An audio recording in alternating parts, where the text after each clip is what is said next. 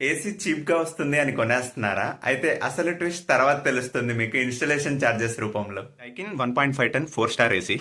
ఇది నాకు 38,000 పడింది around after all discounts.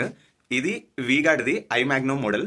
So ఇది ఎస్పెషల్లీ ఇన్వర్టర్ ఏసీస్ కోసం. ఇది నాకు అరౌండ్ 2,700 రూపీస్ పడింది.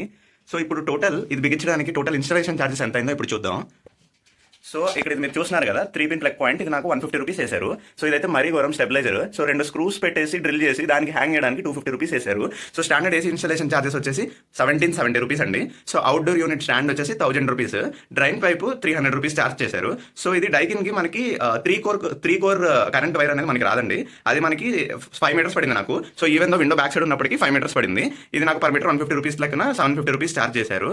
సో టోటల్ మొత్తం కలిపి 4,220 రూపాయలు అయిందండి. ఇంకా ఎక్స్ట్రా కాపర్ పైప్ అయిన ఉంటే ఇంకా ఎంతో అయ్యేది. సో అవేం లేకపోయినా కూడా 4,220 రూపాయలు ఛార్జ్ చేశారు. Total AC 38,000, stabiliser 2,700, installation 4,220 rupees, మొత్తం నాకు 44,920 రూపాయలు పడిందండి.